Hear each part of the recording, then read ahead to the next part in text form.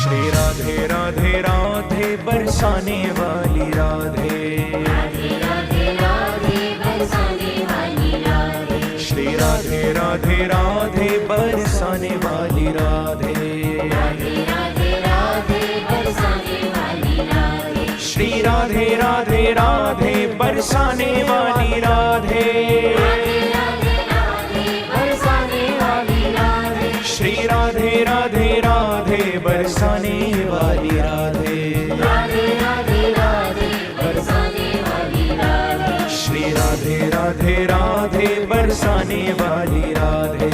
Radhe Radhe. Good evening ਬਾਈ, good evening ਸਾਰਿਆਂ ਨੂੰ ਜੀ। ਕੀ ਹਾਲ ਚਾਲ ਜੀ? ਵਧੀਆ ਹੋ ਸਾਰੇ? ਤੰਦਰੁਸਤ ਹੋ? फैमिली ਵਧੀਆ एकदम? चलो बहुत ਵਧੀਆ ही होना चाहिए जी।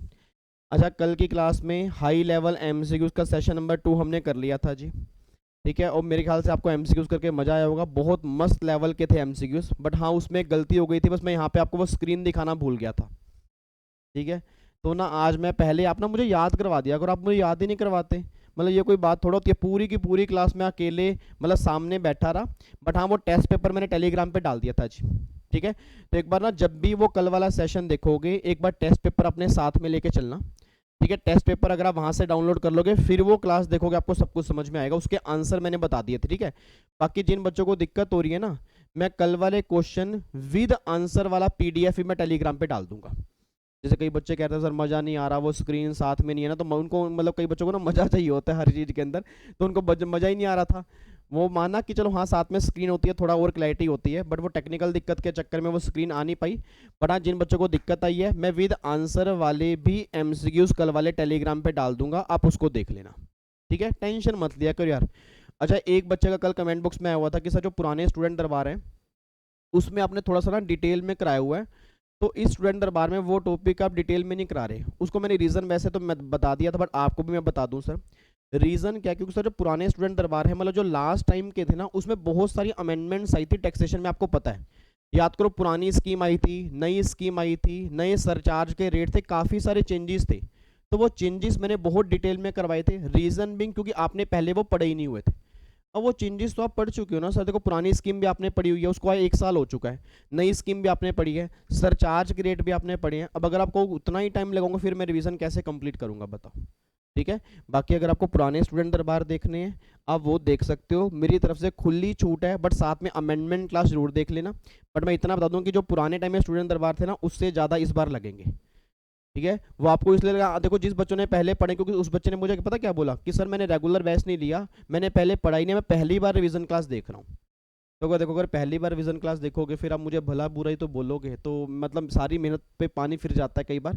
चलो कोई बात नहीं, बट मैं इतनी सी बात दोबारा बोलूँगा, एक बार अगर आपने पहले पढ़ा है ना, मैं सही बता रहा हूँ, बहुत बढ़िया समझ में आएगा। नहीं पढ़ा तो फिर मैं कुछ कह नहीं सकता।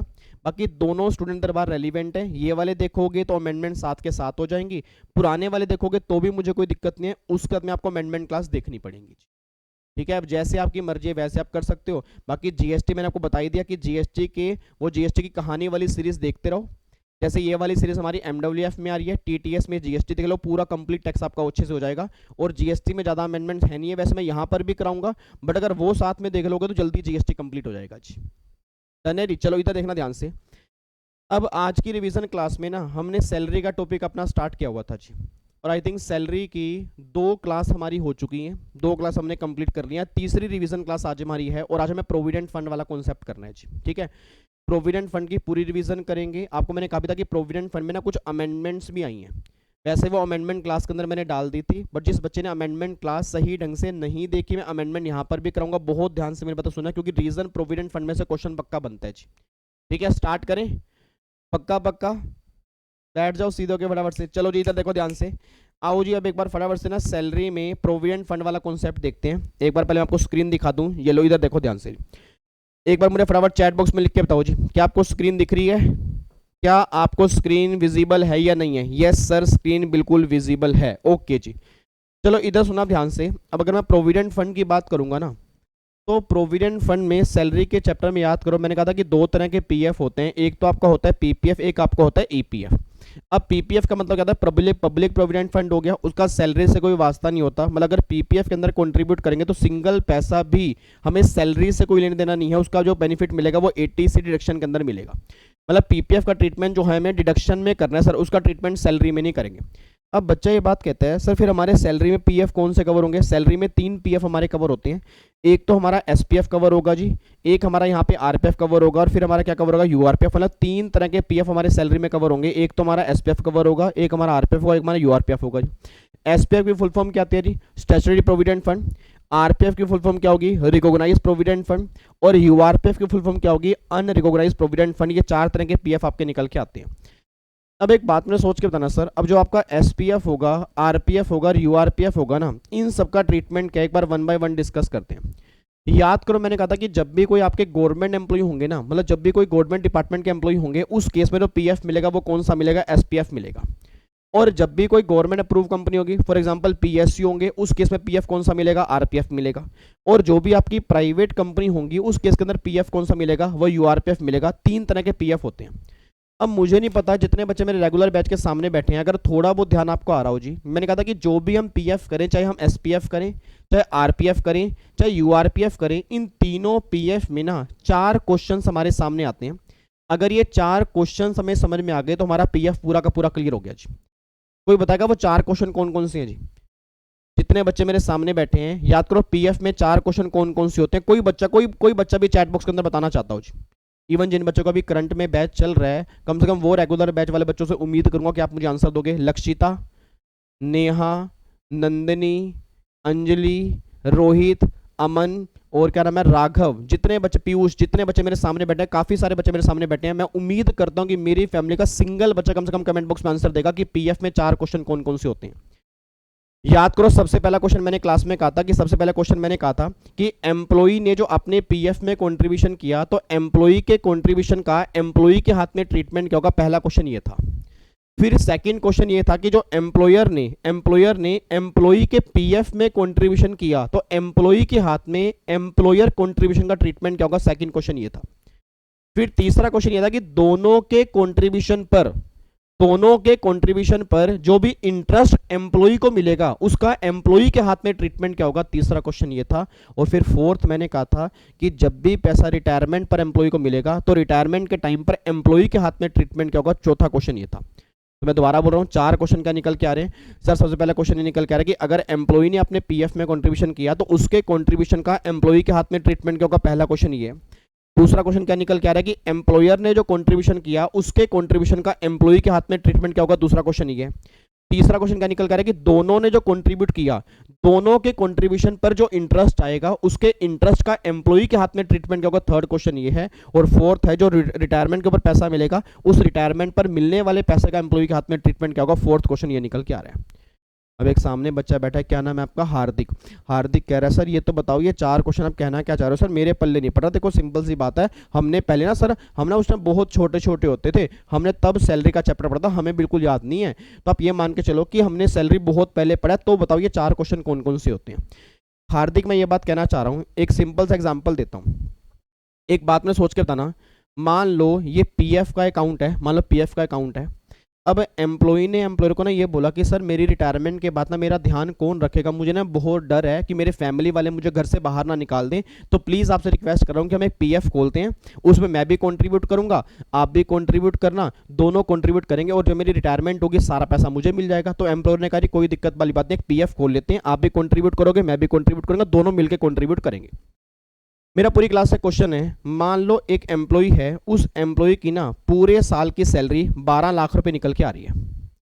अब अगर एम्प्लॉय की सैलरी 12 लाख रुपए है, एम्प्लॉय ने क्या किया, इस 12 लाख में से 2 लाख रुपए पीएफ में डाल दिए। अब अगर एम्प्लॉय ने 12 लाख में से 2 लाख रुपए पीएफ में डाले, तो एम्प्लॉय के हाथ में कितने बच गए? 10 लाख बच गए जी। मैं दोबारा बोलूंगा, 12 लाख रुपए हैं, 12 में से 2 लाख रुपए डाल दिए, उसके हाथ में 10 लाख बच गए। उसके एम्प्लॉयर ने भी क्या किया, उसके पीएफ में 2 लाख रुपए डाल दिए। अब 2 लाख रुपए इसने डाले, 2 लाख रुपए इसने डाले, अब ये दोनों को मिला के ना इस पीएफ में 4 लाख रुपए हो गए। मान लो इस 4 लाख से बैंक में एफडी करवा दी, और एफडी करवाने से 40,000 रुपए का फॉर एग्जांपल 10% इंटरेस्ट आ गया। फिर हर साल ये काम चलता रहा। हर साल क्या हुआ कि एम्प्लॉयर ने 2 लाख रुपए डाले, एम्प्लॉय ने डाले, 4 लाख हुए, 40,000 इंटरेस्ट आया, 2 लाख डाले, 2 लाख डाले, 4 लाख हुए, 40,000 इंटरेस्ट आया, 2 लाख डाले, 2 लाख डाले, 4 लाख हुए, 40,000 रुपए, मतलब हर साल ये काम चलता रहा। अब जब ये काम हर साल मिला तो 30 साल के बाद जब एम्प्लॉय की रिटायरमेंट हुई तो फॉर एग्जाम्पल एम्प्लॉय को ना 2 करोड़ रुपए का पीएफ मिला। अब जब रिटायरमेंट पर 2 करोड़ रुपए का एम्प्लॉय को पीएफ मिला, अब सुना मेरे क्वेश्चन क्या निकल के आ रहे हैं। हार्दिक इधर इधर देखो, इधर सुन ध्यान से मैं कहना क्या चाह रहा हूं। सबसे पहला क्वेश्चन मेरा ये निकल के आ रहा है कि जो 12 लाख की सैलरी में से 2 लाख रुपए एम्प्लॉय ने अपने पीएफ में डाले और उसके 10 लाख रुपए हाथ में हैं, तो मेरा पहला क्वेश्चन क्या है? मेरा पहला क्वेश्चन ये कि जो 2 लाख रुपए एम्प्लॉय ने अपने पीएफ में कंट्रीब्यूशन किए, उस कंट्रीब्यूशन का एम्प्लॉय के हाथ में ट्रीटमेंट क्या होगा? सर यही तो समझ नहीं आ रहा आप कहना क्या चाह रहे हो। मतलब आप ये कहना क्या चाह रहे हो, मतलब आप क्या कहना चाह रहे हो कि एम्प्लॉय के हाथ में ट्रीटमेंट क्या होगा? मैं ये कहना चाह रहा हूँ मेरे बच्चे, मेरे भिंडी, मेरे शिमला, मेरे बैंगनी कलर के बच्चे, मैं ये कहना चाह रहा हूँ कि अगर 12 लाख में से 2 लाख रुपए पीएफ में डाले तो एम्प्लॉय अपनी सैलरी 10 लाख बोलेगा या अपनी सैलरी 12 लाख बोलेगा? देखो अगर आप ये कह रहे हो कि अपनी सैलरी 12 लाख बोलेगा, फिर तो इट मीन्स कहना क्या चाह रहे हो कि वो कॉन्ट्रीब्यूशन टैक्सेबल होगा। सिंपल सी बात है भाई, अगर वो बोलेगा 12 लाख रुपए तो इट मीन्स वो टैक्सेबल है। और अगर आप बोल रहे हो कि वो सैलरी 10 लाख बोलेगा, फिर वो 2 लाख रुपए उसके हाथ में टैक्सेबल नहीं है। तो मुद्दा ये निकल के आ रहा है कि जो एम्प्लॉय ने अपने पीएफ में पैसा डाला उसका एम्प्लॉय के हाथ में ट्रीटमेंट क्या होगा? पहला क्वेश्चन ये। फिर दूसरा क्वेश्चन निकल के आ रहा है कि जो 2 लाख रुपए एम्प्लॉयर ने डाले, अब जो 2 लाख रुपए एम्प्लॉयर ने डाले तो वो भी किसके हो गए? एम्प्लॉय के। तो इस 2 लाख रुपए को एम्प्लॉय की सैलरी में जोड़ेंगे? नहीं जोड़ेंगे, क्योंकि अगर आप कहोगे कि जोड़ेंगे फिर तो वो एम्प्लॉय के हाथ में टैक्सेबल है, और अगर आप कहोगे नहीं जोड़ेंगे फिर वो 2 लाख रुपए एग्जम्प्ट है। तो सेकंड क्वेश्चन का निकल के आ रहा है कि एम्प्लॉयर ने एम्प्लॉय के पीएफ में जो कंट्रीब्यूशन किया उसका एम्प्लॉय के हाथ में ट्रीटमेंट क्या होगा? सेकंड क्वेश्चन ही निकल के आ रहा है। और तीसरा क्वेश्चन कंट्रीब्यूशन निकल के आ रहा है। तीसरा क्वेश्चन क्या है कि जो इन 4 लाख पे 40,000 रुपए इंटरेस्ट आया, अब ये इंटरेस्ट भी किसका है? एम्प्लॉय का है। और ये इंटरेस्ट कैसे आया है कि जो 2 लाख रुपए एम्प्लॉयर ने कंट्रीब्यूशन किया 20,000 रुपए उसका होगा, जो एम्प्लॉय ने कंट्रीब्यूट किया 20,000 रुपए उसका होगा, दोनों को मिला के 40,000 रुपए है। तो इस 40,000 रुपए का एम्प्लॉय के हाथ में ट्रीटमेंट क्या होगा? तीसरा क्वेश्चन ये है। और जब पैसा रिटायरमेंट पर मिलेगा उस पैसे का एम्प्लॉय के हाथ में ट्रीटमेंट क्या होगा? फोर्थ क्वेश्चन ये है। अच्छा, हाँ हाँ हाँ सर, याद आ गया। आपने रेगुलर बैच के अंदर बताया भी था कि पीएफ के ना बस ये 4 क्वेश्चन होते हैं। अगर ये 4 क्वेश्चन हम समझ लेंगे तो पीएफ में कुछ भी नहीं है, फिर पीएफ ना बिल्कुल गिरा हुआ है। और सर आपने ये भी कहा था कि पीएफ में से क्वेश्चन पक्का बनता है, और काफी सारे बच्चे गलत करके आते हैं। Answer is yes.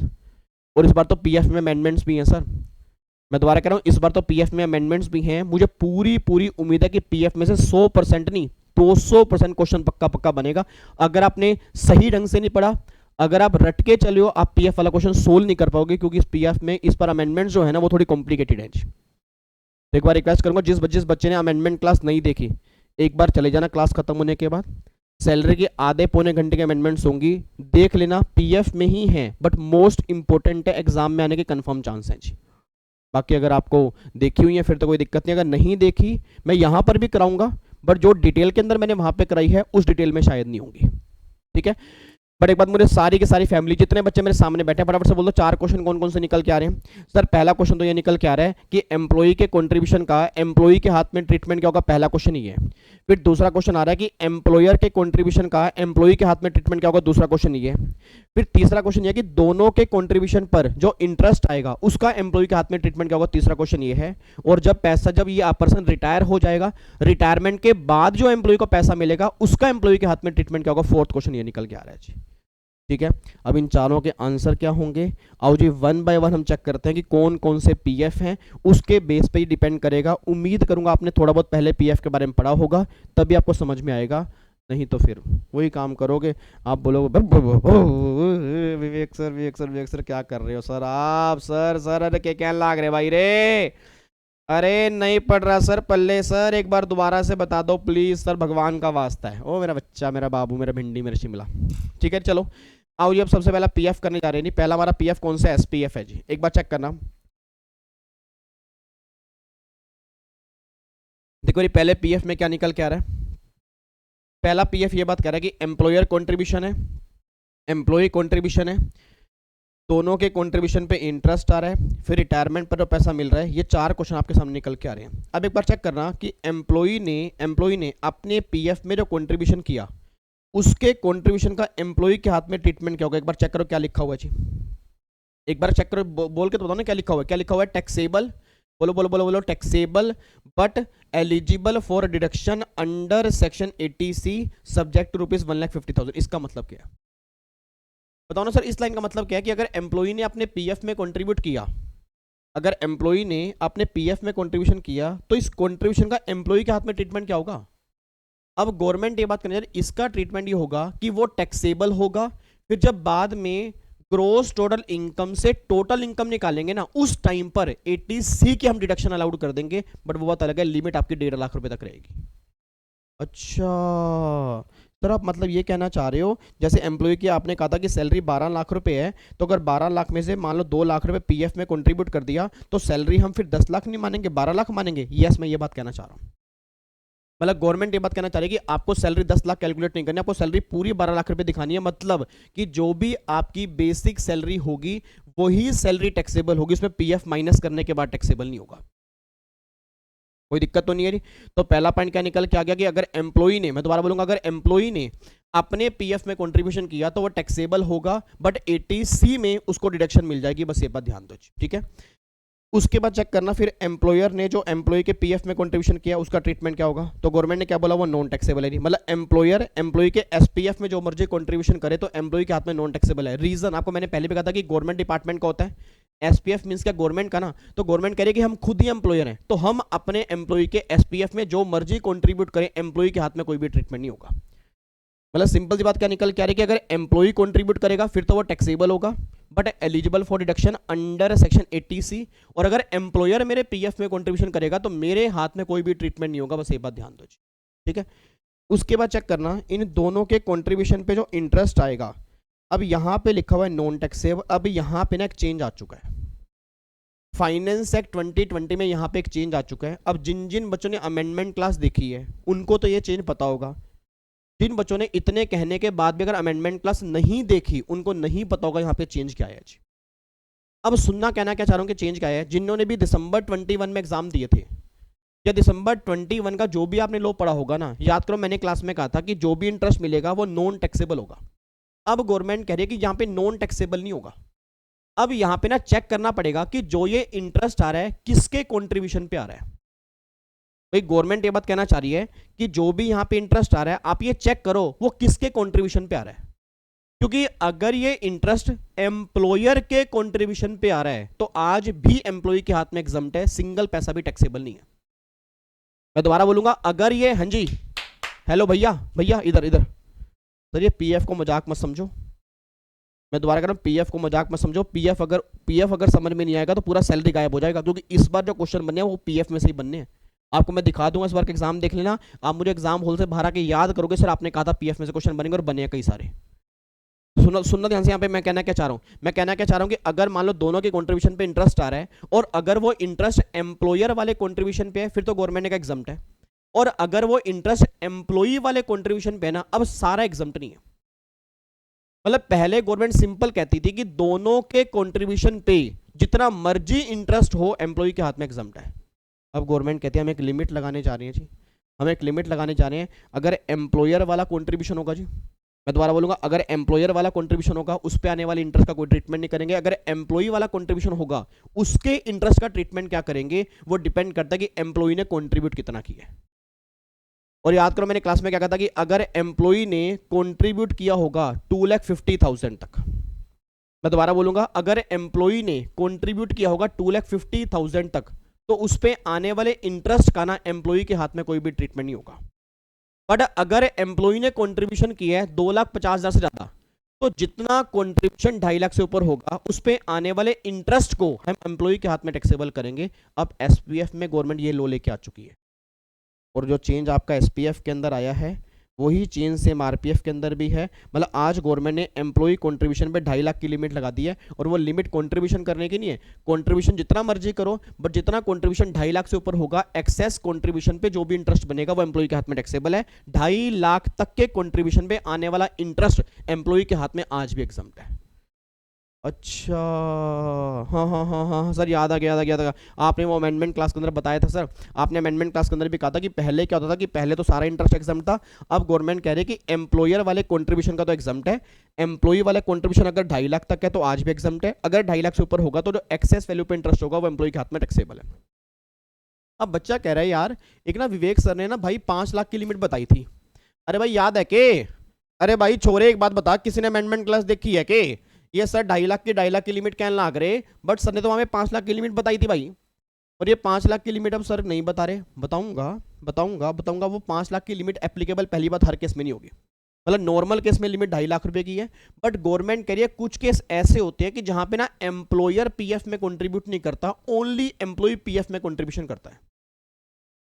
याद करो मैंने क्लास में कहा था कि कुछ केस ऐसे होते हैं कि जहां पे एम्प्लॉयर पीएफ में कंट्रीब्यूशन नहीं करता, कुछ केस में सिर्फ एम्प्लॉय कंट्रीब्यूशन करता है। अब अगर सिर्फ एम्प्लॉय कंट्रीब्यूट करेगा, अगर एम्प्लॉयर कंट्रीब्यूट नहीं कर रहा, तो ये 2.5 लाख की लिमिट आपकी 5 लाख हो जाएगी। मतलब 5 लाख तक के कंट्रीब्यूशन पे इंटरेस्ट एग्जम्प्ट होगा, उससे ऊपर वाले कंट्रीब्यूशन पे टैक्सेबल होगा। बस ये ध्यान देना कि एम्प्लॉयर कंट्रीब्यूट ना कर रहा हो। अगर एम्प्लॉयर एम्प्लॉय दोनों कंट्रीब्यूट कर रहे हैं फिर तो लिमिट 2.5 लाख की है, और अगर दोनों में से सिर्फ एम्प्लॉय कंट्रीब्यूट कर रहा है, एम्प्लॉयर कंट्रीब्यूट नहीं कर रहा, तो लिमिट आपकी 2.5 लाख की बजाय 5 लाख की हम चेक करेंगे। बस एक बात ध्यान दो जी, ठीक है जी। तो यहाँ पे ये अमेंडमेंट आई, आपको मैं दिखाता हूँ जी। ये देखो, ये मैंने अमेंडमेंट क्लास के अंदर करवाई थी। अमेंडमेंट आपकी ये निकल के आ रही है कि अगर मान लो एम्प्लॉय ने अगर कंट्रीब्यूशन किया प्रोविडेंट फंड में, तो 2.5 लाख तक तो कोई दिक्कत नहीं है, 2.5 लाख से ऊपर टैक्सेबल है। और ये 2.5 लाख की लिमिट 5 लाख हो जाएगी। किस केस में हो जाएगी जी? अगर, मैं दोबारा बोल रहा हूँ, अगर सिर्फ एम्प्लॉय ने कंट्रीब्यूट किया होगा, एम्प्लॉयर ने अगर कंट्रीब्यूट नहीं किया होगा, ठीक है। तो ये नया पॉइंट गवर्नमेंट ने इंसर्ट किया है, और जो कंट्रीब्यूशन 31 मार्च 21 तक हो चुका है वो तो सारा का सारा एग्जाम्प्ट है, उसमें कोई चेंज नहीं है। ये अमेंडमेंट प्रोस्पेक्टिव बेस पे है, रिट्रोस्पेक्टिव बेस पे नहीं है। मतलब जो भी कंट्रीब्यूशन 1 अप्रैल, मैं दोबारा बोलूंगा, जो भी कंट्रीब्यूशन 1 अप्रैल 21 या उसके बाद होगा, उस कंट्रीब्यूशन वाले केस में लिमिट एप्लीकेबल होगी। उससे पहले वाले कंट्रीब्यूशन पे जो भी इंटरेस्ट आ रहा होगा वो 100% एग्जम्प्ट है, उसमें कोई भी टैक्सेबिलिटी नहीं है। डन है नहीं? यहाँ तक कोई दिक्कत तो नहीं है? अब मुझे एक बार फटाफट से एसपीएफ बताओ। एसपीएफ में हमने क्या पढ़ा सर? एसपीएफ में हमने ये पढ़ा कि देखो 4 क्वेश्चन है, एम्प्लॉयर कंट्रीब्यूशन, एम्प्लॉय कंट्रीब्यूशन, उनका इंटरेस्ट और उनकी रिटायरमेंट। अब जो एम्प्लॉय कंट्रीब्यूशन है taxable but eligible for deduction, जो एम्प्लॉयर कंट्रीब्यूशन है वो नॉन टैक्सेबल है। जो दोनों कंट्रीब्यूशन पे इंटरेस्ट आ रहा है, एम्प्लॉयर वाले कंट्रीब्यूशन पे आने वाला इंटरेस्ट एग्जम्प्ट है, एम्प्लॉई वाले कंट्रीब्यूशन पे आने वाला इंटरेस्ट वो डिपेंड करता है कि कंट्रीब्यूशन कितना है। अगर कंट्रीब्यूशन 2.5 लाख तक है तो सारा इंटरेस्ट एग्जम्प्ट है। अगर कंट्रीब्यूशन 2.5 लाख से ज्यादा है तो जो एक्सेस वैल्यू पे जो भी इंटरेस्ट बनेगा वो एम्प्लॉई के हाथ में टैक्सेबल है। अब जितने बच्चे मेरे रेगुलर बैठ के सामने बैठे हैं शायद उनको याद आ रहा होगा, ये पीएफ वाला टॉपिक अप्रोक्सीमेट हमने 6 से 7 घंटे के अंदर किया था, जो हम यहाँ पे 1 घंटे में रिवाइज करना है। तो हमने क्लास में काफ़ी सारे एग्जाम्पल भी किए थे, मैंने एक बहुत बढ़िया करेक्ट डायग्राम भी आपको बनवाया था जी, इसकी मैंने नोटिंग भी करवाई, तो वहाँ पे हमने काफ़ी टाइम लगाया। अब ये मत सोचना कि सर 7 घंटे तो यहाँ पे लगा ही नहीं रहे। अगर मैं 7 घंटे लगा दूंगा फिर तो वो रेगुलर बैच वाली बात हो जाएगी, ठीक है। मैं ये उम्मीद कर रहा हूँ कि आप सबने पहले पढ़ा हुआ है, आपको रिकॉल करवाने के लिए कि यस आपने पहले क्या पढ़ा उसको रिकॉल करो, ताकि अब हमें रिवीजन करने एग्जाम में दिक्कत नहीं आनी चाहिए जी। यहाँ तक रिकॉल हो गया? पक्का पक्का, कोई दिक्कत तो नहीं है? या लास्ट टाइम एक बार दोबारा बताऊँ? एक बार चैट बॉक्स में लिख के बताओ एसपीएफ क्लियर हो गया, एक बार दोबारा बताऊँ। जल्दी बोलो सर फटाफट से। देखो अगर आप बोलोगे नहीं ना, सही बता रहा हूँ, अगर आप बोलोगे नहीं गेम खेलने का मजा बिल्कुल भी नहीं आएगा। प्लीज यार एक बार मेरे को चैट बॉक्स में बताओ एसपीएफ क्लियर हो गया, एक बार दोबारा बताऊँ जी। क्लियर है सर, क्लियर है, क्लियर है। Once more, once more. कई बच्चे कह रहे हैं once more, once more Vivek sir, once more. चलो इधर देखो ध्यान से, एक बार दोबारा सुन लो जी, एक बार दोबारा सुनो। देखो सिंपल सी बात ये निकल के आ रही है आपके सामने डायग्राम है। इस डायग्राम को पहले पढ़ो, इस डायग्राम में क्या लिखा हुआ है। इस डायग्राम में अगर आप चेक करोगे ना, इस डायग्राम में 4 क्वेश्चन निकल के आ रहे हैं कि एम्प्लॉई ने कंट्रीब्यूशन किया उसका ट्रीटमेंट क्या है, इसने कंट्रीब्यूशन किया इसका ट्रीटमेंट क्या है, दोनों की कंट्रीब्यूशन पे जो इंटरेस्ट आएगा उसका ट्रीटमेंट क्या है, और फिर जब पैसा मैच्योरिटी पर मिलेगा उसका ट्रीटमेंट क्या है। ये 4 क्वेश्चन है। अब 4 में से 3 क्वेश्चन में कोई दिक्कत नहीं है। सबसे पहला क्वेश्चन, अगर एम्प्लॉई ने कंट्रीब्यूशन किया taxable but eligible for deduction under section 80C, इसमें कोई दिक्कत नहीं है। अगर एम्प्लॉयर ने एम्प्लॉई के एसपीएफ में कंट्रीब्यूशन किया सारा एग्जम्प्ट है। उसके बाद पैसा जो मैच्योरिटी पर मिलेगा सारा एग्जम्प्ट है। अब मुद्दा बस इंटरेस्ट का है। हाँ जी कनिका, कनिका मुद्दा किसका है? इंटरेस्ट का है। दोबारा बोलो, मुद्दा किसका है? इंटरेस्ट का है। अब मुद्दा ये निकल के आ रहा है कि अगर दोनों के कंट्रीब्यूशन पे जो इंटरेस्ट मिलेगा उसका एम्प्लॉई के हाथ में ट्रीटमेंट क्या होगा। तो गवर्नमेंट कह रहे भाई साहब सिंपल सी बात है, अगर वो इंटरेस्ट एम्प्लॉयर वाले कंट्रीब्यूशन पे मिल रहा है तो पहले भी एग्जम्प्ट था, आज भी एग्जम्प्ट है। अगर वो इंटरेस्ट एम्प्लॉई वाले कंट्रीब्यूशन मिल रहा है तो पहले एग्जम्प्ट सारा था, पहले एग्जम्प्ट सारा था। अब गवर्नमेंट कह रही है कि अगर उसका कंट्रीब्यूशन 2.5 लाख तक है, हेलो, मैं दोबारा कह रहा हूं, मैं क्या कह रहा हूं सर? हाँ जी, मैं क्या कह रहा हूं कि अगर कंट्रीब्यूशन 2.5 लाख तक है तो मैं ये नहीं कह रहा कि एक्सेस कंट्रीब्यूशन टैक्सेबल है। हेलो अंकल, अंकल इधर इधर, मैंने क्या बोला कि अगर कंट्रीब्यूशन 3 लाख रुपए है तो क्या 50,000 पे टैक्सेबल है?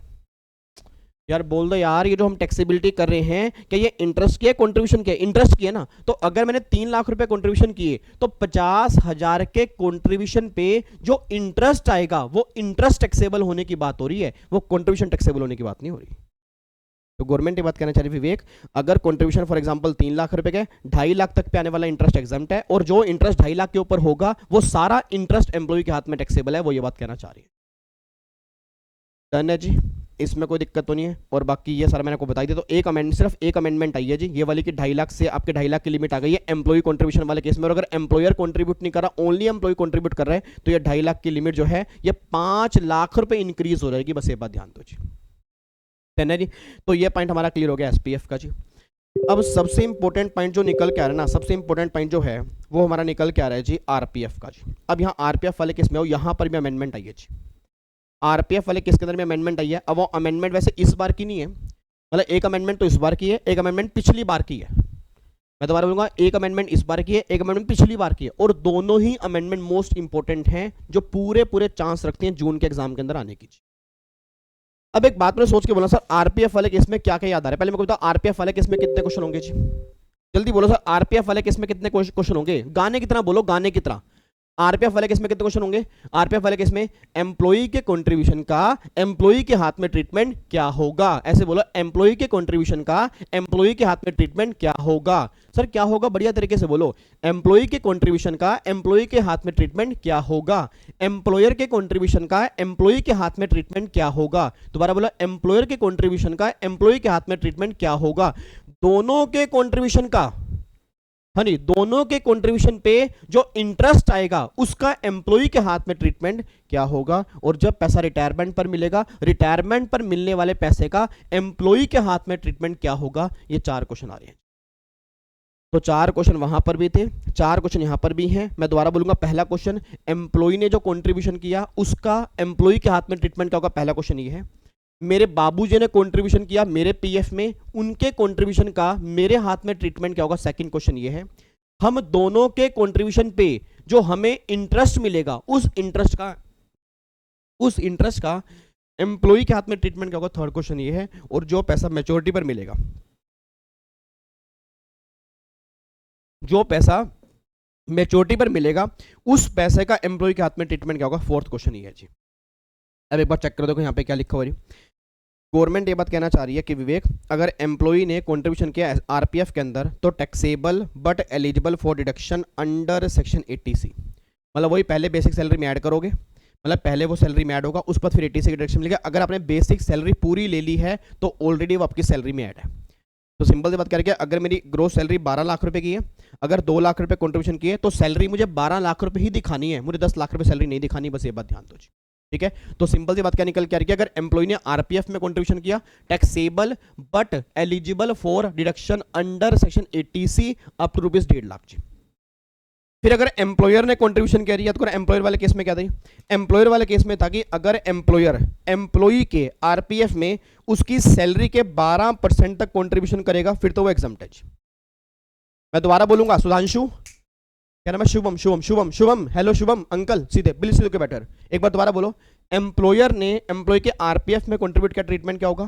कि अगर वो कंट्रीब्यूशन उसकी सैलरी के 12% तक होगा, मैं दोबारा बोलूंगा, अगर वो कंट्रीब्यूशन उसकी सैलरी के 12% तक होगा फिर तो वो सारा कंट्रीब्यूशन एग्जम्प्ट है। और अगर वो कंट्रीब्यूशन एम्प्लॉय की सैलरी के 12% से ज्यादा होगा तो जो एक्सेस वैल्यू होगी वो एम्प्लॉय के हाथ में टैक्सेबल होगा। बस एक बात ध्यान दो जी। तो सिंपल सी बात अभी क्या निकल के आ रही है कि अगर कंट्रीब्यूशन 12% तक है तो सारा एग्जम्प्ट है, अगर 12% से ऊपर होगा तो सारा कंट्रीब्यूशन एम्प्लॉय के हाथ में टैक्सेबल है। बट अब यहाँ पे एक अमेंडमेंट आई थी जो इस बार की नहीं है, पिछली बार की है। जिन बच्चों ने दिसंबर के अंदर एग्जाम दिए थे, उम्मीद करूंगा उन्होंने भी अमेंडमेंट ये देखी होगी। एक बार दोबारा से रिपीटेशन कर रहा हूं, रीजन क्योंकि जून में कंफर्म क्वेश्चन बनेगा जी। अमेंडमेंट ये निकल के आई थी कि वैसे तो 12% तक कंट्रीब्यूशन एग्जम्प्ट है। मेरे पीछे बोलो, मेरे पीछे बोलो, मेरे पीछे एक लाइन बोलो, क्या बोलोगे? नहीं, वैसे तो 12% तक कंट्रीब्यूशन एग्जम्प्ट है। दोबारा बोलो, दोबारा बोलो, दोबारा बोलो, क्या लिखा है? वैसे तो कंट्रीब्यूशन 12% तक एग्जम्प्ट है, बट गवर्नमेंट ये बात कह रही है कि अगर वो 12% अगर 7.5 लाख की लिमिट क्रॉस कर जाता है तो एक्सेस वैल्यू जो होगी, जो 7.5 लाख से ऊपर वाली होगी, वो भी एम्प्लॉय के हाथ में टैक्सेबल है? नहीं, सच्ची सच्ची। एक बार दोबारा सर, एक बार दोबारा, आपने क्या बोला? ये आपने 7.5 लाख की लिमिट, भैया अरे भाई क्या बोल दिया? अरे भाई, अरे भैया 7.5 लाख की लिमिट कौन सी आ गई? नालायक को याद करो, जब मैंने लास्ट टाइम अमेंडमेंट क्लास डाली थी, मैंने वहां पर भी कहा था कि 7.5 लाख की लिमिट आ चुकी है और गवर्नमेंट कह रही है कि अगर 12% तक है और 7.5 लाख तक है तो कोई दिक्कत नहीं है। 12% से ऊपर वाला पहले भी टैक्सेबल था, आज भी है, बट 12% तक वाला भी टैक्सेबल हो सकता है अगर एम्प्लॉयर ने एम्प्लॉय के आरपीएफ में कंट्रीब्यूशन किया हो 7.5 लाख से ऊपर। तो सिंपल सी बातें निकल कह रहे हैं कि अगर कंट्रीब्यूशन 7.5 लाख तक है फिर तो कोई दिक्कत नहीं है। अगर कंट्रीब्यूशन 7.5 लाख से ज्यादा है तो एक्सेस वैल्यू जो 7.5 लाख से ऊपर होगी वो एम्प्लॉय के हाथ में टैक्सेबल हो जाएगी। अच्छा, ई बाया, मतलब सर आप ये कहने लग रहे कि जैसे मान लो एम्प्लॉय है, एम्प्लॉयर है, इसने इसके पीएफ में कंट्रीब्यूशन किया, तो अगर ये कंट्रीब्यूशन सैलरी के 12% से ऊपर है तो फिर तो हर केस में टैक्सेबल है, चाहे वो 7.5 लाख तक हो चाहे वो कुछ भी हो, क्योंकि 12% से ऊपर वाले केस में कोई दिक्कत नहीं है।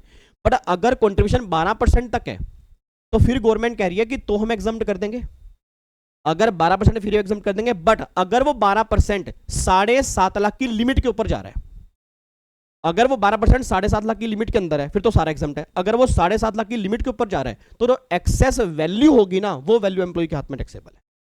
तो देखो यहाँ पे 12% तक एग्जम्प्ट है, 12 से ऊपर वाला टैक्सेबल है और 7.5 लाख की एक लिमिट है। यहाँ पे सैलरी का मतलब क्या है? बेसिक प्लस में डीए उठोए प्लस में commission percentage based on turnover. तो बेसिक सैलरी होगी प्लस में डीए उठोए वाला प्लस में commission percentage on the base of turnover, वो आपके यहाँ पे निकल के आ रही है। अब बच्चा कहता है सर फिर जब दोनों के कंट्रीब्यूशन पे इंटरेस्ट आएगा तो इंटरेस्ट का ट्रीटमेंट क्या करेंगे? फिर जैसे आपने बोला कि 12% तक एग्जम्प्ट है, 12 से ऊपर वाला टैक्सेबल। अच्छा एक बात बताना, क्या इसका मतलब ये निकल के आ रहा है कि एम्प्लॉयर एम्प्लॉय के आरपीएफ में 12% तक ही कंट्रीब्यूशन कर सकता है? जितने बच्चे मेरे सामने बैठे हैं, वनीता, सुधांशु, दीपिका, क्या नाम है, अमन और क्या नाम है आपका, प्रिया, जितने बच्चे मेरे सामने बैठे, बस ये बता दो क्या एम्प्लॉयर एम्प्लॉय के आरपीएफ में 12% तक ही कंट्रीब्यूट कर सकता है? Answer is no. मैं दोबारा बोलूंगा, क्या एम्प्लॉयर एम्प्लॉय के आरपीएफ में 12% तक ही कंट्रीब्यूट कर सकता है? Answer is no. गवर्नमेंट ये बात कहते हैं कि हमारी बला से एम्प्लॉयर एम्प्लॉय के आरपीएफ में जितना मर्जी कंट्रीब्यूशन करे। गवर्नमेंट कह रही विवेक, हमारी बला से एम्प्लॉयर एम्प्लॉय के आरपीएफ में जितना मर्जी कंट्रीब्यूशन करे, बट अगर वो कंट्रीब्यूशन उसकी सैलरी के 12% से ऊपर होगा तो एम्प्लॉय के हाथ में टैक्सेबल है। अच्छा, ओके। माजामा सर, माजामा नहीं लिमका, लिमका माजा नहीं लिमका। अरे सर माजामा का मतलब मजे आ रहे हैं, मजे आ रहे हैं। ओके, ओ माय गॉड, मतलब आप ये बात कहना चाह रहे हो कि फिर जब एम्प्लॉयर कंट्रीब्यूशन करेगा तो सबसे पहले हमें सैलरी का 12% निकालना पड़ेगा। अगर वो 12% तक है तो एग्जम्प्ट है, अगर वो 12% से ऊपर होगा फिर वो टैक्सेबल होगा। बट सर यहाँ पे सैलरी का मतलब क्या लेंगे? सैलरी मतलब वही बेसिक प्लस में डीए उठोए प्लस में commission percentage based on turnover. अब बच्चा कहता है सर चलो ये तो समझ में आ गया भाई, employee contribution taxable but eligible for deduction. Employer contribution अगर अप टू 12% है तो एग्जम्प्ट है, अगर मोर देन 12% होगा तो वो टैक्सेबल होगा, और अगर अप टू 12% है और 7.5 लाख तक है तो एग्जम्प्ट है, अगर वो 7.5 लाख से ऊपर होगा तो एक्सेस वैल्यू एम्प्लॉय के हाथ में टैक्सेबल होगी। सर बट अब ये बताओ, इन दोनों के कंट्रीब्यूशन पे जो इंटरेस्ट मिलेगा उसका ट्रीटमेंट क्या होगा? अब गवर्नमेंट कहते हैं कि अगर वो इंटरेस्ट एम्प्लॉयर के कंट्रीब्यूशन पे है, मैं दोबारा बोलूंगा, अगर कोई इंटरेस्ट एम्प्लॉयर वाले कंट्रीब्यूशन पे है और वो इंटरेस्ट 9.5% तक है, वो इंटरेस्ट 9.5% तक है, फिर तो वो एग्जम्प्ट है। और अगर वो इंटरेस्ट जो कंट्रीब्यूशन पे आ रहा है अगर वो 9.5% से ज्यादा होगा तो एक्सेस वैल्यू जो होगी वो एम्प्लॉय के हाथ में टैक्सेबल है। सर एक बार दोबारा, मैंने ये बोला मेरे बाबू, मेरे भिंडा, मेरे शिमला, मेरे बैंगनी, मेरे गाज, क्या नाम है आपका, क्या नाम है, बैंगनी कलर का बच्चा, हाँ बैंगनी, क्या नाम है आपका, नारंगी बच्चा, कह रहा है मैं सर इंद्रधनुष कलर का बच्चा हूँ। ओ माय गॉड, एक बात मुझे सोच के बताना जी, मेरा क्वेश्चन बस ये निकल के आ रहा है कि अगर मान लो कंट्रीब्यूशन एम्प्लॉयर का है तो गवर्नमेंट ने क्या बोला, इंटरेस्ट 9.5% तक एग्जम्प्ट है, 9.5 से ऊपर टैक्सेबल है। बट अब यहाँ पे एक चेंज आ गया कि अगर एम्प्लॉयर ने कंट्रीब्यूशन किया, उसके कंट्रीब्यूशन पे इंटरेस्ट आ रहा है तो लिमिट 9.5% की है, बट अगर एम्प्लॉय ने कंट्रीब्यूशन किया तो अब 9.5% की लिमिट यहां पे एप्लीकेबल नहीं है। अब लिमिट यह है कि अगर वो कंट्रीब्यूशन 2.5 लाख तक है तो आने वाला इंटरेस्ट एग्जम्प्ट है, अगर वो कंट्रीब्यूशन 2.5 लाख से ऊपर होगा तो आने वाला इंटरेस्ट टैक्सेबल है। सर एक बार दोबारा। सर आपने क्या बोला? मैंने ये बोला कि अगर ये कंट्रीब्यूशन मतलब अगर ये कंट्रीब्यूशन 2.5 लाख तक है फिर तो उस कंट्रीब्यूशन पे आने वाला इंटरेस्ट एग्जम्प्ट है।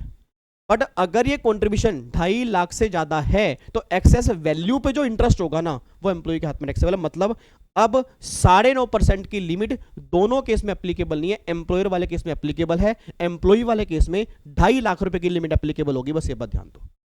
और ये भी इस बार के अमेंडमेंट है जी। अब बच्चा कह रहा है सर मतलब एक तो चलो ये तो समझ में आ गया भाई, एम्प्लॉयर वाले केस में 9.5% तक एग्जम्प्ट है, 9.5% से ऊपर टैक्सेबल है, और एम्प्लॉय वाले केस में वो 2.5 लाख तक इंटरेस्ट एग्जम्प्ट है, 2.5 लाख से ऊपर की कंट्रीब्यूशन पे इंटरेस्ट टैक्सेबल है। सर एक बात समझ में नहीं आ रही, फिर जैसे मेरा कंट्रीब्यूशन आपने कहा था भाई 7.5 लाख तक है तो एग्जम्प्ट है, भाई 7.5 लाख से ऊपर होगा तो वो कंट्रीब्यूशन टैक्सेबल होगा। तो सर अगर मान लो मेरा कंट्रीब्यूशन 8 लाख है, मेरे बच्चे, मेरे बाबू इधर इधर इधर इधर को, क्या नाम आपका? रश्मि इधर इधर। अगर कंट्रीब्यूशन 8 लाख रुपए है, 7.5 लाख से ज्यादा है, 7.5 लाख से ऊपर है, तो 50,000 के कंट्रीब्यूशन पे जो इंटरेस्ट आएगा क्या वो इंटरेस्ट टैक्सेबल होगा? नहीं होगा। रश्मि मेरा क्वेश्चन सुना, क्वेश्चन क्या है? मतलब वैसे एम्प्लॉयर वाले केस में 9.5 एग्जम्प्ट है, 9.5 से ऊपर टैक्सेबल है, बट मेरा क्वेश्चन है कि अगर मेरा कंट्रीब्यूशन 7.5 लाख से ज्यादा है तो जो भी कंट्रीब्यूशन 7.5 लाख से ज्यादा है वो तो टैक्सेबल है ही है। उस 7.5 लाख से ऊपर वाले कंट्रीब्यूशन पे जो इंटरेस्ट आएगा क्या वो इंटरेस्ट भी टैक्सेबल होगा? नहीं होगा। गवर्नमेंट कहते हैं यस होगा।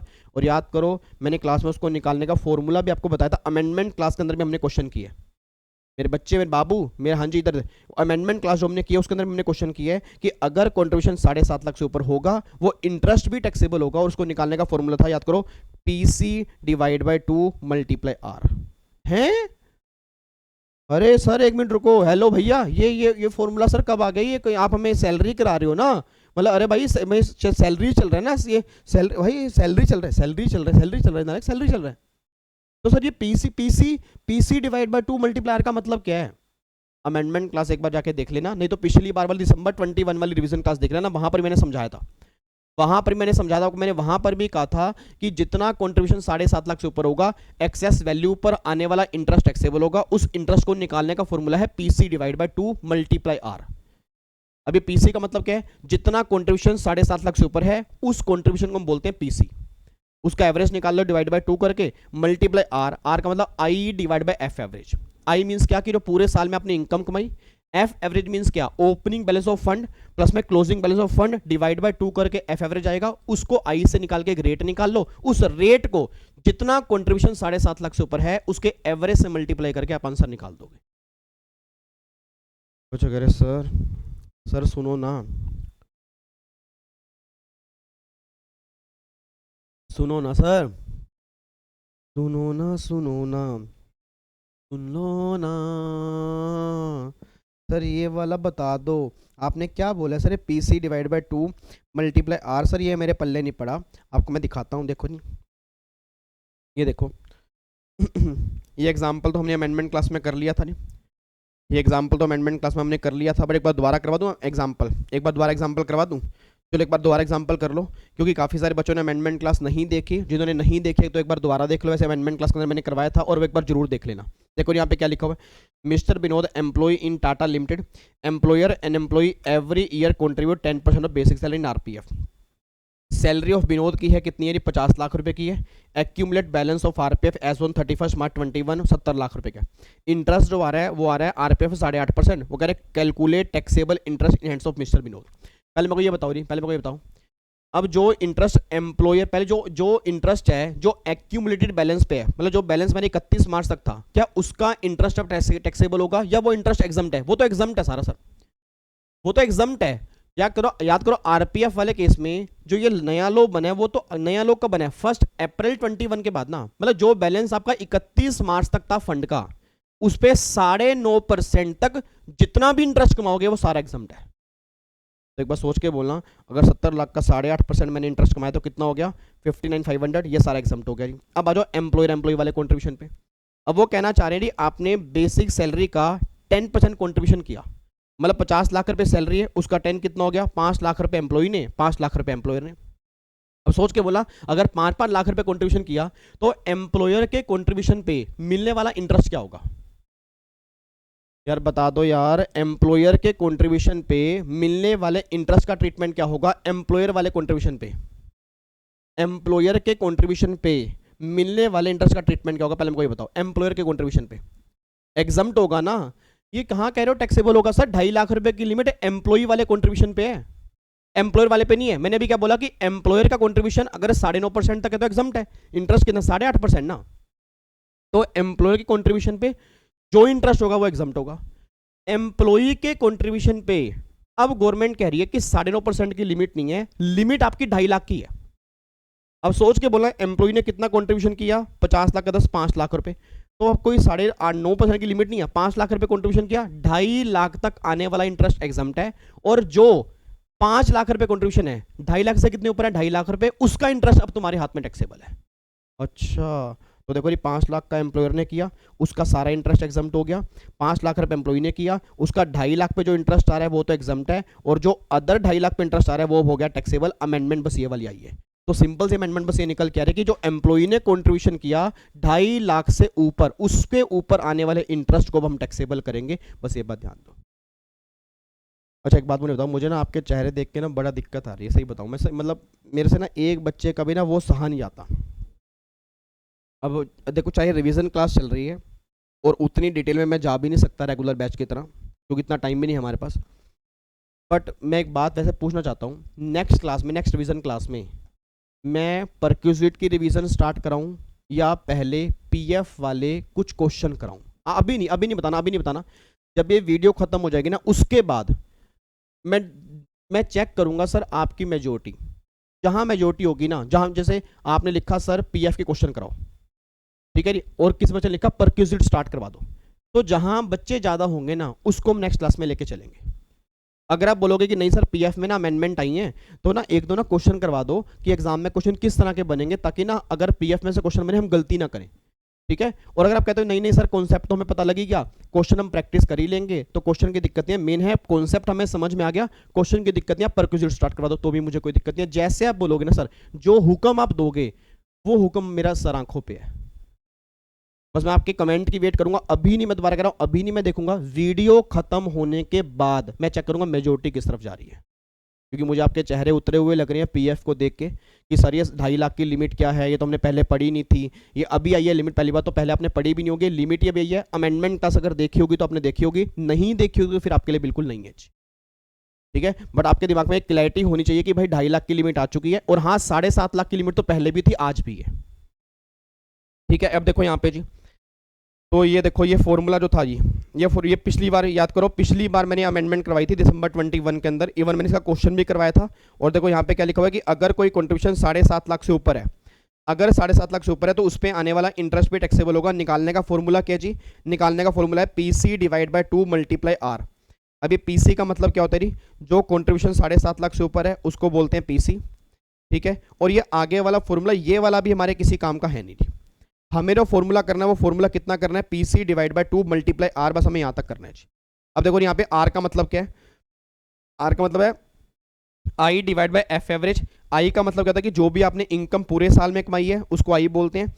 F average means opening balance of fund plus में क्लोजिंग बैलेंस ऑफ फंड, इन दोनों को जोड़ के डिवाइड बाय 2 कर दोगे आपका एफ एवरेज आएगा। फिर आपका एक रेट निकल के आएगा, उस रेट से आप मल्टीप्लाई करोगे तो आपका अमाउंट टैक्सेबल निकल के आ जाएगा जी। और देखो ये वाला क्वेश्चन जो है, ये वाला क्वेश्चन मैंने अमेंडमेंट क्लास में करवाया था, इसको मैंने मोस्ट इंपोर्टेंट मार्क भी करवाया था जी। ये आपके जून के एग्जाम में 100% मैं उम्मीद करके चलता हूं कि ये वाला क्वेश्चन बनना चाहिए। ये मत सोचना कि ये बड़ा क्वेश्चन है सर, एक एक नंबर के अंदर आजकल बड़े बड़े क्वेश्चन आ रहे हैं जी। आपने कल वाला पेपर भी देखा होगा ना, उसमें कितने बड़े बड़े क्वेश्चन एक एक नंबर के अंदर थे, ठीक है ना। तो समझ रहे हो ना एक एक नंबर के अंदर कितने आ रहे हैं, तो ये आपके ऊपर डिपेंड करता है कि अब आपने प्रोविजन सही ढंग से पढ़े नहीं पढ़े जी, ठीक है। एक बार ये फिर भी अमेंडमेंट क्लास देख लेना, उसमें मैंने क्वेश्चन करवाया है। नहीं देखनी, एक बार एक क्वेश्चन खुद ट्राई करके देखना जी, खुद ट्राई करना।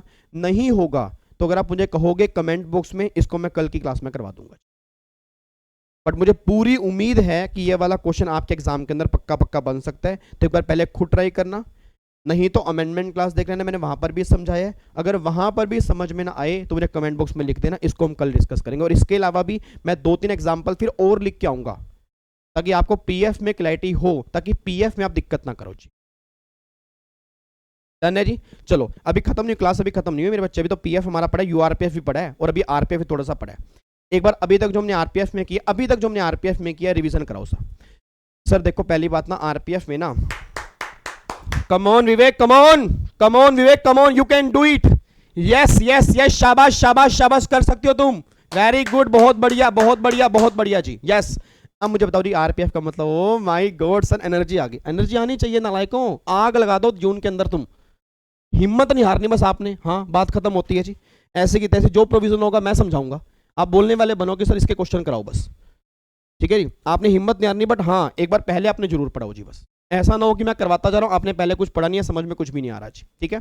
अब देखो आरपीएफ में हमने क्या किया सर, आरपीएफ में ना आपने वही 4 क्वेश्चन है, एम्प्लॉय कंट्रीब्यूशन, एम्प्लॉयर कंट्रीब्यूशन, उसका इंटरेस्ट और उसका रिटायरमेंट जी। अब एम्प्लॉय कंट्रीब्यूशन का आपने बोला कि taxable but eligible for deduction, फिर एम्प्लॉयर कंट्रीब्यूशन का आपने बोला कि अगर वो कंट्रीब्यूशन उसकी सैलरी के 12% तक है तो एग्जम्प्ट है, 12 से ऊपर वाला है तो वो टैक्सेबल है, और अगर 12% तक है तो एग्जम्प्ट है, बट वो चेक करना कि 7.5 लाख की लिमिट ना क्रॉस कर रहा हो, क्योंकि अगर वो 7.5 लाख तक है तो एग्जम्प्ट है, 7.5 लाख से ऊपर होते ही वो टैक्सेबल हो जाएगा एम्प्लॉय के हाथ में, सारा नहीं एक्सेस वैल्यू। फिर इंटरेस्ट की बात करते हैं सर, एम्प्लॉयर कंट्रीब्यूशन पे जो इंटरेस्ट आएगा ना एम्प्लॉय को, वो 9.5% तक तो एग्जम्प्ट है, 9.5% से ऊपर टैक्सेबल है, बट ये देख लेना कि कंट्रीब्यूशन अगर 7.5 लाख से ऊपर है तो उसके एक्सेस वैल्यू का इंटरेस्ट भी टैक्सेबल होगा, उसको निकालने का फॉर्मूला है PC divide by 2 multiply are.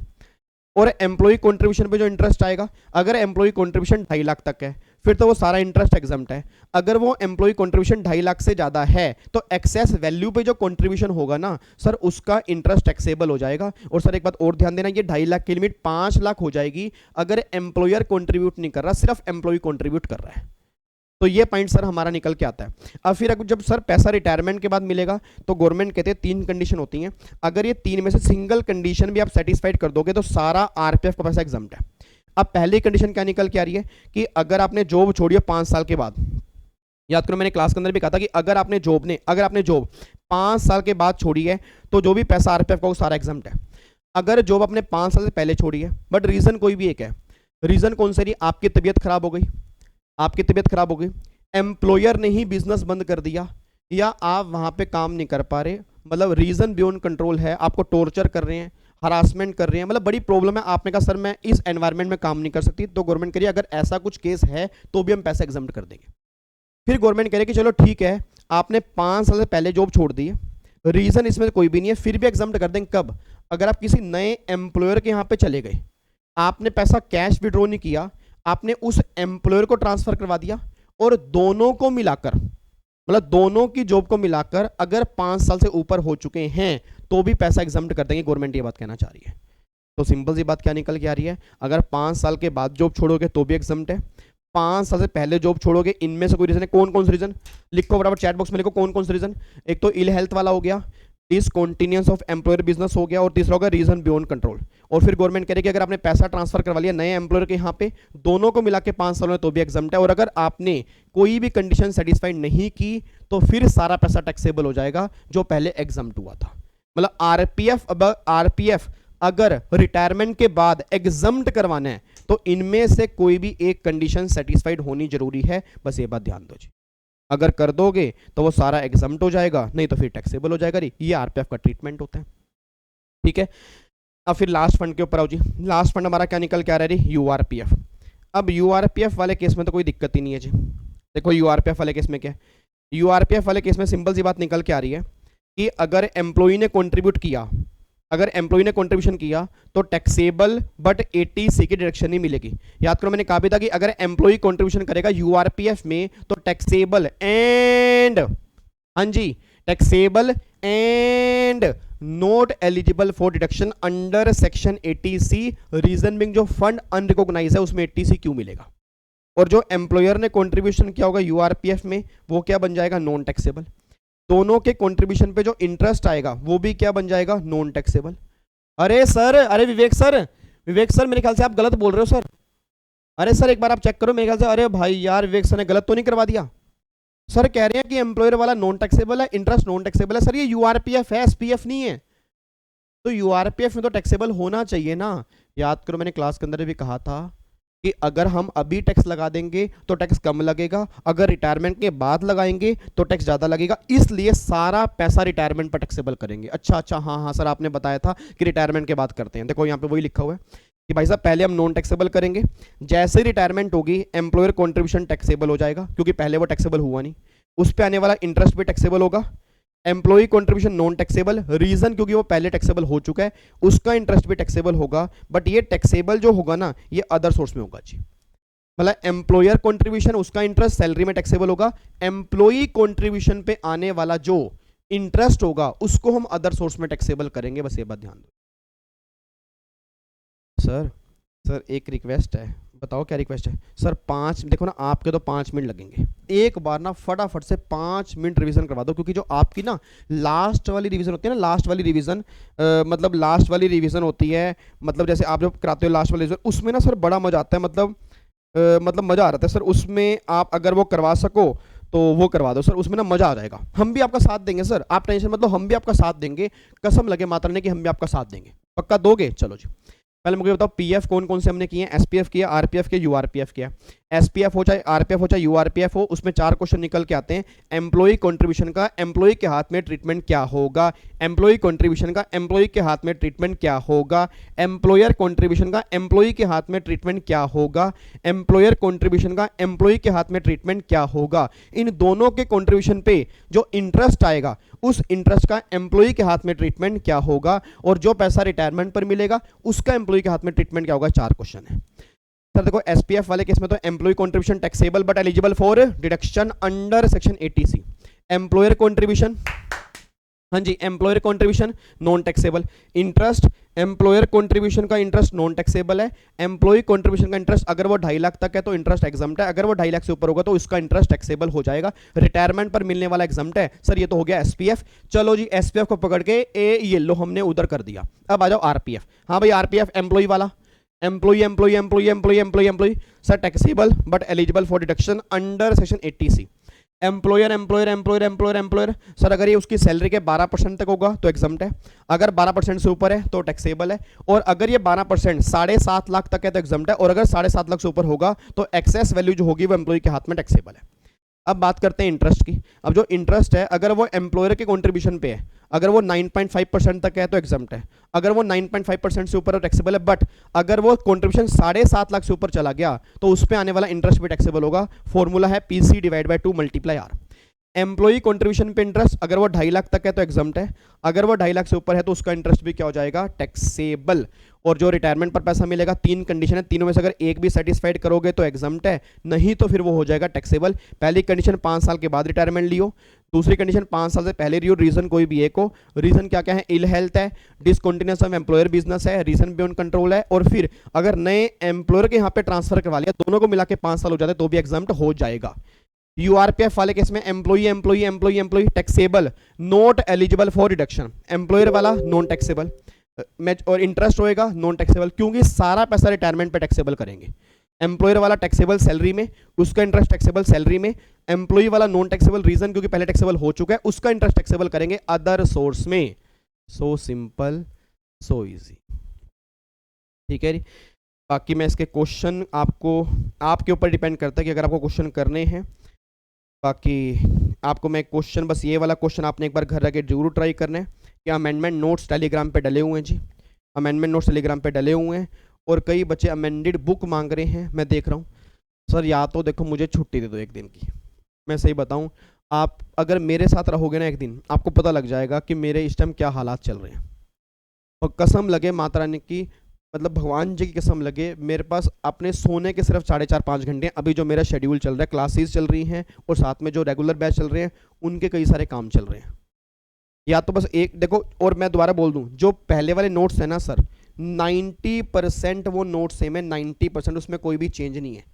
आप चेक कर लो सर, मैं अमेंडमेंट साथ साथ करवा रहा हूँ तो आप उसको फॉलो कर सकते हो, बट अगर अपडेटेड नोट्स चाहिए तो मैं क्या बोलूँ सर, मतलब या एक छुट्टी अगर आप मुझे दोगे, 2-3 घंटे अगर आप मुझे दोगे, उसके अंदर मैं बैठ के काम कर सकता हूँ, क्योंकि जो मुझे मिलते हैं उसमें फिर मुझे ये क्लास रिकॉर्ड करनी पड़ती है, तो उसमें मेरे को टाइम ही नहीं मिल पाता। क्यों? अब प्रोफेशनल वालों की भी रिवीजन क्लास स्टार्ट हो गई, आपको पता होगा, प्रोफेशनल वालों की भी रिवीजन चल रही है, ठीक है। तो बाकी मैं कोशिश करता हूँ, मैं कोई एक्सक्यूज़ मैंने आज तक कभी दिया भी नहीं, ना मैं कभी दूंगा। मैं कैसे भी करके बहुत जल्दी वादा कर रहा हूँ सर, आज दोबारा से वादा कर रहा हूँ, वादा कर दिया, वादा कर रहा हूँ बहुत जल्दी मैं डाल दूंगा। ठीक है, बाकी जो नोट्स पहले आपके पास हैं उसको फॉलो कर लो, आप चेक कर लो, देखो वही नोट्स सेम चल रहे हैं सर। जहां जहां अमेंडमेंट्स हैं, अमेंडमेंट नोट्स मैंने टेलीग्राम पे डाले ही हुए हैं जी, और अमेंडमेंट पे सिर्फ 20 से 25 पेज के हैं, उसको साथ में लेके चलोगे कोई दिक्कत नहीं आएगी। बाकी आप ये चाहते हो कि सर अमेंडमेंट नोट्स हमें साथ में कैरी ना करने पड़े, फुली अपडेटेड ही नोट्स हमें मिल जाए, वो मैं पक्का डाल दूंगा। बट आप कम से कम इससे पढ़ के तो चलो ना, इससे पढ़ के चढ़ते रहो, टेंशन बिल्कुल भी नहीं आप लो जी। ठीक है जी, बाकी कमेंट बॉक्स में डालना जरूर जी कि हाँ भाई आपको क्वेश्चन करने हैं या परक्यूसिट करने हैं, जैसे आप बोलोगे हम वैसे कर लेंगे जी। ठीक है जी, और बस थैंक यू सो मच। अगर अच्छी लगे तो जरूर लाइक करना, बाकी आपकी मर्जी है सर, जैसे आपका हुक्म सर आंखों पर है मेरे। और बाकी शेयर करना हर बच्चे के साथ, मैक्सिमम शेयर करना ताकि हर बच्चे की हेल्प हो सके, जितनी हेल्प हो सकती है मैक्सिमम, उनकी दुआएं मुझे मिले, उनकी ब्लेसिंग मुझे मिले, बस यही मेरे दिल की तमन्ना है। और बाकी मिलेंगे बहुत जल्दी नेक्स्ट रिवीजन क्लास में, सेम टाइम सेम जगह। ओके, बाय बाय, टाटा, थैंक यू सो मच, जय हिंद, thank you so much, God bless you, take care, bye bye ji.